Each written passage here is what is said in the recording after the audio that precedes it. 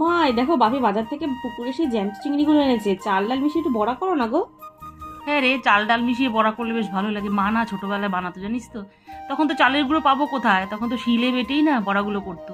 যাই হোক, চিংড়ি মাছগুলোর মধ্যে দেখ এখনো বেশ কয়েকটা চিংড়ি মাছ কিন্তু দেখ জ্যান্ত আছে, নড়ছে, দেখতে পাচ্ছিস? হ্যাঁ। দেখ, প্রথমে চিংড়ি মাছের শুধু মাথাটাই ফেললাম, পেছন দিকটা আর ফেলার দরকার নেই। এবার সমপরিমাণ চাল আর মটর ডাল।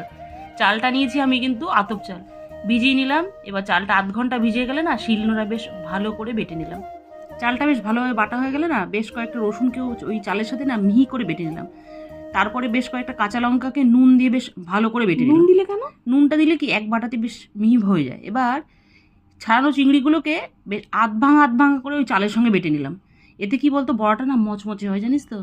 এবার কুচনো পেঁয়াজ, কাঁচা লঙ্কা, নুন, হলুদ সব কিছু দিয়ে বেশ ভালো করে মেখে প্রত্যেকটা বড়ার আকারে রেডি করে নিয়ে এবার কয়েকটা গোটা চিংড়ি সেই ওপর দিয়ে সুন্দর করে সাজিয়ে লো হিটে গরম তেলে ভাজলেই পুরো রেডি সেই মচমচে চিংড়ি মাছের বড়া। ছোটোবেলায় জানিস তো মা এভাবে বানাতো, আমরা না খেতাম, সে ডালের সাথে হোক, শুকনো ভাতে হোক, প্রথম পাতে হোক, খেতে না বেশ লাগে। দেখ বড়াটা না কেমন হয়েছে বল, মচমচে হয়েছে তো, দেখি মনের মতো হয়েছে তো। দেখতে তো খুব সুন্দর দেখ বড়াটা লাগছে। ভাঙলাম, ভেতরে না রসুন আর কাঁচা লঙ্কার দারুণ